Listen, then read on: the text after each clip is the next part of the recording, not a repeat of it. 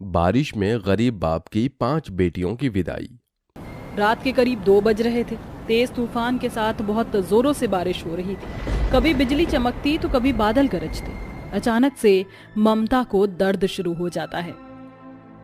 आह, आह, माँ। क्या हुआ ममता, तुम ठीक तो हो? मुझे दर्द शुरू हो गया है। आह, माँ। ममता की चीख सुनकर उसकी चारों बेटियां पूजा, सपना, आशा, गुंजन उठ जाती हैं। ममता तुम घबराओ मत, मैं जल्दी से जाकर जमुना बहन को बुलाकर लाता हूँ। आशा बेटी, अपनी माँ का ख्याल रखना। गिरधर बारिश में भीगते हुए जमुना को बुलाकर लाता है। देख ममता, जमुना बहन आ गई है। गिरधर भाई साहब, बच्चियों को बाहर ले जाइए। गिरधर अपनी चारों बेटियों को लेकर बाहर बारिश में चला जाता है और जमुना ममता की डिलीवरी कराती है। बेटी हुई है ममता? गिरधर भाई साहब, मैंने डिलीवरी तो करा दी, मगर ममता की हालत बिगड़ती जा रही है। अब मेरे हाथ में कुछ भी नहीं। हमें ममता को अस्पताल लेकर जाना होगा, वरना ये बच नहीं पाएगी। अजी, मेरे जाने का समय आ गया है। अब आपको अकेले ही हमारी 5 बेटियों का कन्यादान करना होगा। वादा कीजिए, आप हमारी बेटियों की विदाई करेंगे, उन्हें अनाथ नहीं छोड़ेंगे।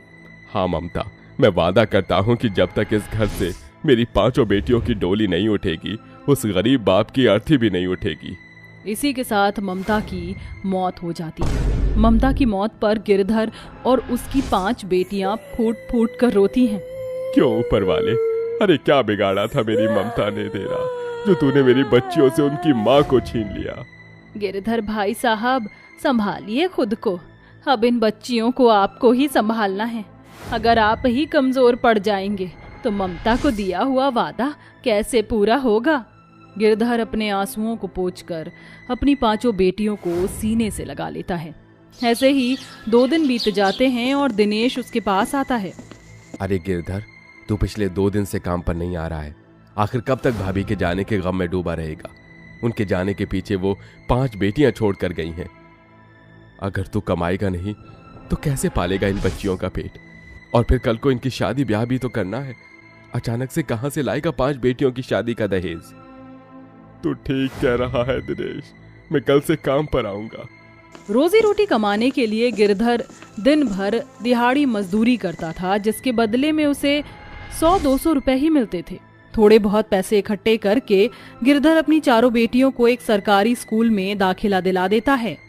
आशा, पूजा, सपना, गुंजन बेटिया, कल से तुम चारों स्कूल जाओगी। मगर पिताजी, अगर हम चारों स्कूल चले जाएंगे तो गुड़िया का ध्यान कौन रखेगा? तुम गुड़िया की चिंता बिल्कुल मत करो, वो कल से अपने पिता के साथ काम पर जाएगी। मगर पिताजी, आप पहले ही सारा दिन मलबा ढोते हैं और थक जाते हैं। पिताजी, मैं स्कूल नहीं जाऊंगी। मैं घर पर रहकर गुड़िया का ख्याल रखूंगी और फिर घर की जिम्मेदारियां संभालने के लिए कोई तो होना चाहिए। अपनी छोटी बहनों के जैसे ही आशा के मन में भी पढ़ने लिखने की बहुत लालसा होती है, मगर घर के गरीब हालातों ने 8 साल की उस बच्ची से उसका बचपन छीनकर उसे समझदार होने पर मजबूर कर दिया। ऐसे ही समय बीतता गया। आशा घर में रहती, वहीं उन बेटियों का गरीब बाप भूखे प्यासे रहकर भरी बारिश में भीगकर रोजी रोटी कमाता। इसी तरह साल बीतते गए और गुड़िया भी बड़ी होकर स्कूल जाने लगी। वहीं आशा ने घर में रहकर खुद से सिलाई कढ़ाई करना शुरू कर दिया और अब 15 साल बाद गिरधर की 5 बेटियां बड़ी हो गईं। तभी एक दिन दिनेश लड्डू लेकर उसके घर आता है। अरे गिरधर, ये ले लड्डू खा। क्या बात है दिनेश, ये लड्डू किस खुशी में खिला रहा है? सुमन की शादी पक्की हो गई है, बस कुछ दिनों में मेरी बेटी की विदाई हो जाएगी। पिताजी, जब आशा दीदी की शादी होगी ना तो मैं बहुत नाचूंगी। चिंता मत कर गुड़िया, बहुत जल्दी तेरी दीदी की शादी होगी। अगले दिन से गिरधर अपनी बेटी की शादी के लिए रिश्ते देखने लगता है। तभी प्रेमा गिरधर की बेटी आशा को देखने आने वाली होती है। उस दिन बहुत ही जोरों से बारिश होती है, जिस कारण उस गरीब बाप के घर की छत जगह जगह से टपकने लगती है। हे भगवान, इस बारिश को आज ही होना था। लड़के वाले किसी भी वक्त आते ही होंगे। कहीं वो घर का ऐसा हाल देखकर मेरी बच्ची को ठुकरा कर न चले जाए। इतने में प्रेमा अपने दोनों बेटे कपिल और सुमित के साथ वहां आती है। नमस्ते भाई साहब। नमस्ते बहन जी, आइए ना, यहाँ अंदर बैठिए।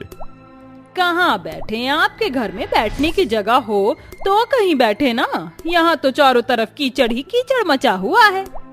इतने में सपना और गुंजन प्रेमा और उसके बेटों के बैठने के लिए एक तरफ खटिया बिछा देती हैं। बैठिए आंटी जी, मैं दीदी को लेकर आती हूँ। आशा एक पुराना सा सूट पहनकर प्रेमा के पास आती है। भाई साहब, मुझे आपकी बेटी पसंद है और ये शादी भी मंजूर है। अब चलिए जरा आपसे कुछ बात करनी है। फिर प्रेमा गिरधर से दहेज की मांग करती है। देखिए भाई साहब, अभी आपकी बेटी एक गरीब घर की बेटी है, मगर मेरे बेटे से शादी होने के बाद वो अमीर खानदान की बहू कहलाएगी, तो बदले में आप ज्यादा नहीं, बस 10 लाख रुपए दहेज में दे दीजिए। 10 लाख रुपए? मगर बहन जी, मैं गरीब बाप इतनी बड़ी रकम कहाँ से लेकर आऊंगा? अगर एक बेटी होती तो कर्ज लेकर जैसे तैसे दे देता, मगर इस गरीब बाप के कंधे पर 5-5 बेटियों की विदाई का बोझ है। तो फिर ठीक है, मैं आपकी बेटी आशा के साथ साथ आपकी दूसरी बेटी सपना को भी अपने घर की बहू बनाने को तैयार हूँ। अब आप सोच लीजिए। अरे एक बाप तो अपनी बेटी के ब्याह के लिए किडनी तक बेच देता है अपनी, आप ये घर बेच दीजिए। अपनी दोनों बेटियों की विदाई और दहेज के लिए गरीब गिरधर अपने घर को दांव पर लगा देता है। कागज तो पक्के हैं। ये ले गिरधर, पूरे 10 लाख है, गिन ले। इसकी कोई जरूरत नहीं लाला जी, बस इस गरीब बाप की एक विनती है, जब तक मेरी दोनों बेटियों की विदाई नहीं हो जाती आप मेरे घर पर मत आना। हाँ ठीक है, मगर याद रखना विदाई के अगले दिन मैं आऊंगा। गिरधर दहेज के पैसे लेकर प्रेमा को दे देता है, जिसके बाद आशा और सपना की शादी हो जाती है। मगर जैसे ही विदाई की बारी आती है तो बहुत ही जोर से बारिश शुरू हो जाती है। पिताजी, आपने हमारे लिए जो किया है उसके लिए शुक्रिया। गुड़िया पूजा, हमारे जाने के बाद पिताजी का ख्याल रखना। जाओ मेरी बेटियों, ये गरीब बाप तुम्हें दिल से दुआएं देता है कि तुम्हें ससुराल में इतनी खुशियां मिलें कि तुम्हें मायके की कभी याद ना आए। इस तरह गिरधर की 2 बेटियों की विदाई हो जाती है, मगर गिरधर सारी रात अपने घर को डबडबाई आंखों से देखता हुआ कहता है, ममता, आज मैंने अपनी 2 बेटियों का कन्यादान कर दिया, मगर उसके लिए मुझे अपना ये घर बेचना पड़ा, जिसकी एक एक ईंट से हम दोनों ने मिलकर ये घर बनाया था। अगले दिन लाला गिरधर के घर आता है। हाँ भाई गिरधर, चल निकल इस घर से, तेरा वक्त पूरा हुआ। क्या मतलब है आपका? ये घर हमारा है? अरे किस बात का हमारा? तेरे बाप ने यह घर मुझसे 10 लाख में बेच दिया है, तब जाकर तुम्हारी बहनों की विदाई हुई है। ये सुनकर पूजा और गुड़िया की आंखें भर जाती हैं, जिसके बाद लाला गिरधर को उसकी तीनों बेटियों के साथ धक्के मारकर घर से निकाल देता है। तभी बहुत जोरों से बारिश शुरू हो जाती है और गिरधर अपनी बेटियों के साथ भरी बारिश में सड़कों पर बेघर होकर इधर उधर भटकता है और गरीबी से भरे हालातों में उन्हें कूड़ेदान में दिन काटने पड़ते हैं।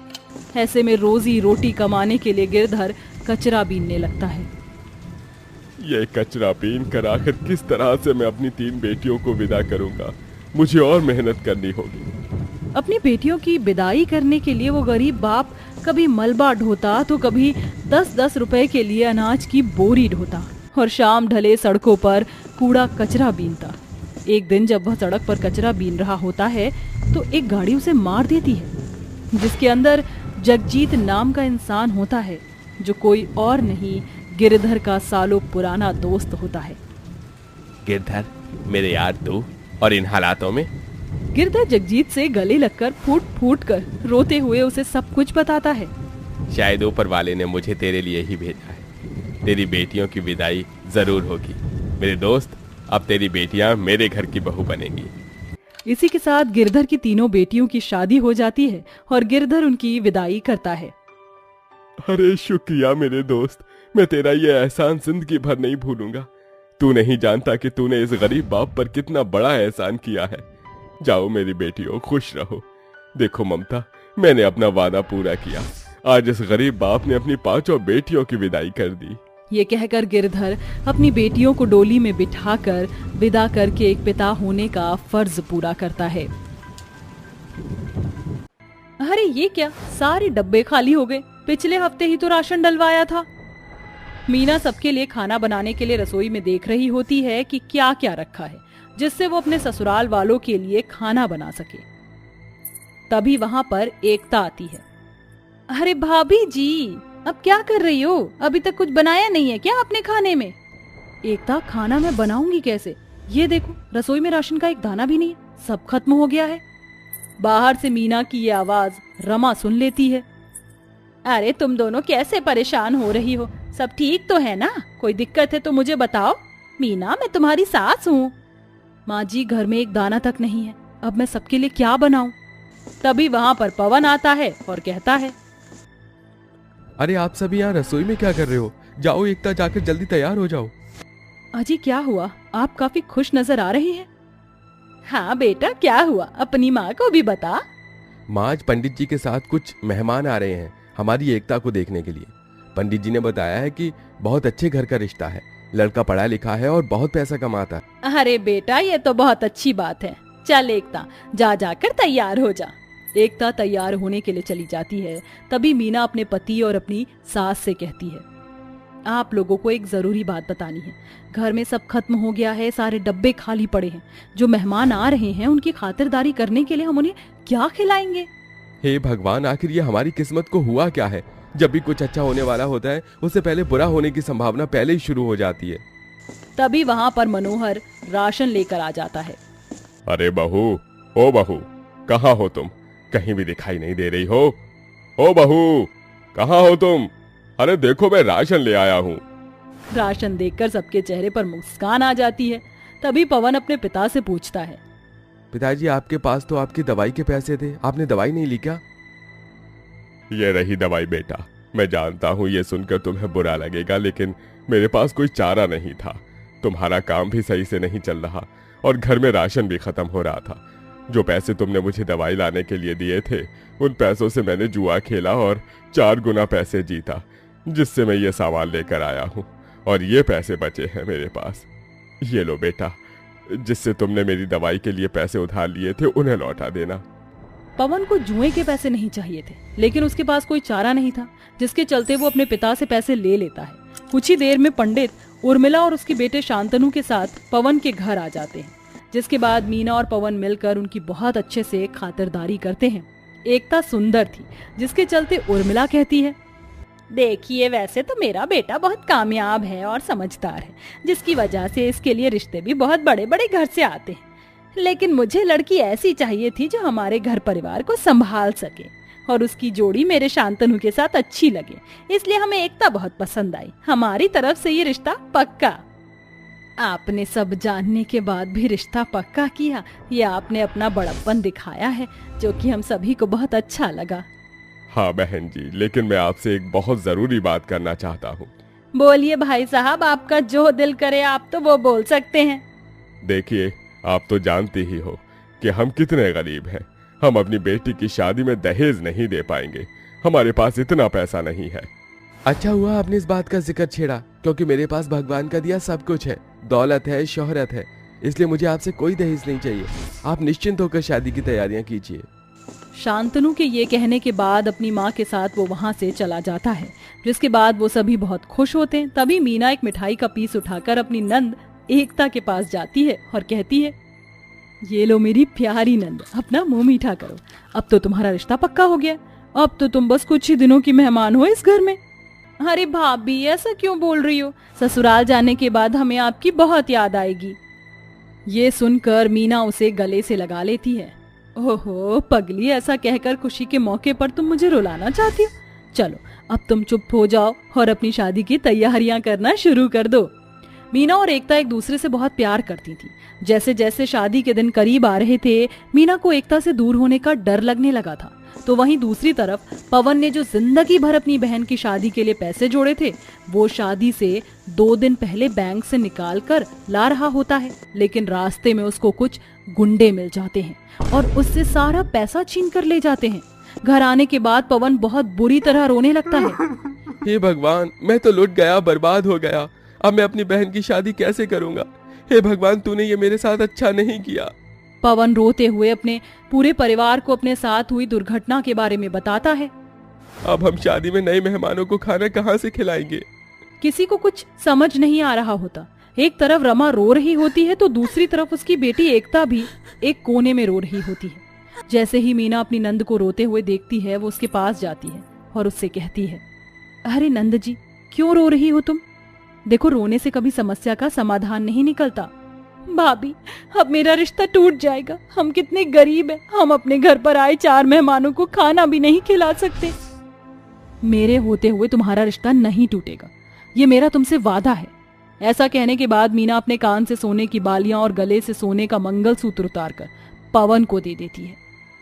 अजी, आप इन्हें गिरवी रख दीजिए, इनसे कुछ तो पैसे आ ही जाएंगे। लेकिन तुम इतनी बड़ी कुर्बानी कैसे दे सकती हो? एकता सिर्फ मेरी ननद नहीं बल्कि मेरी बहन, मेरी सहेली, सब कुछ है। और अपनी नंद के लिए तो मैं कुछ भी कर सकती हूँ जी। पवन अपनी पत्नी का मंगलसूत्र और उसके कानों की बालियां सुनार की दुकान पर ले जाकर गिरवी रख देता है, जिसके चलते उसे कुछ पैसे मिल जाते हैं। ये तो बहुत थोड़े पैसे हैं और वो लोग इतने अमीर हैं। अगर हम उन्हें अच्छा खाना नहीं खिलाएंगे तो उनके मेहमान उनकी बेइज्जती करेंगे, कहेंगे कितने गरीब फकीरों के घर रिश्ता कर दिया। कहीं ऐसा होने पर वो लोग रिश्ता न तोड़ दें। पवन बहुत परेशान होता है, जिसके चलते एकता से रहा नहीं जाता और वो अपनी शादी से पहले अपने ससुराल जाकर अपनी सास और अपने होने वाले पति से कहती है, मैं जानती हूँ कि इस समय आपके दिमाग में बहुत कुछ चल रहा होगा, लेकिन मुझसे रहा नहीं गया, इसलिए मैं यहाँ आई हूँ। मैं आपको कुछ बताना चाहती हूँ। ऐसा कहने के बाद एकता अपनी सारी परेशानियां अपने ससुराल वालों को बता देती है। मेरी आपसे हाथ जोड़कर विनती है, आप अपने अमीर रिश्तेदारों को हमारे घर मत लाना, हम उनका खाना नहीं कर पाएंगे। एकता का ये बर्ताव देख शांतनु को उससे और भी ज्यादा प्यार हो जाता है। आप परेशान मत होइए, शादी में खाना आपके घर हमारे यहाँ से आएगा ताकि किसी को भी खाने की कोई कमी न रहे। 2 दिन बाद हमारी शादी है और अब आप और ज्यादा परेशान नहीं होंगी। चलिए, मैं आपको आपके घर छोड़ देता हूँ।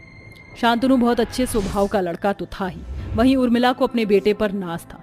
शांतनु अपनी कार में एकता को बिठाकर उसे घर छोड़ देता है। 2 दिन बाद शांतनु अपने घर से अमीरों वाला खाना एकता के घर भिजवा देता है, जिसके बाद वह बारात लेकर एकता के घर आता है। बारात में आए सभी मेहमान पेट भरकर अमीरों वाला खाना खाते हैं। वहीं दूसरी तरफ एकता का पूरा परिवार पहली बार अमीरों का खाना खाकर बहुत खुश होता है। आपने हमारी इतनी मदद की, आपका बहुत शुक्रिया। ये तो मेरा फर्ज बनता है, अब से तुम्हारा परिवार मेरा परिवार है। अरे बेटा, विदाई का समय हो गया है, चलो अब हमारे घर की बहू को हमारे घर लेकर चलते हैं। शांतनु अपने परिवार के साथ एकता को अपने घर ले आता है। शादी के बाद भी शांतनु एकता के परिवार की बहुत मदद करता है, जिसके चलते एकता उसके साथ खुशी खुशी रहने लगती है।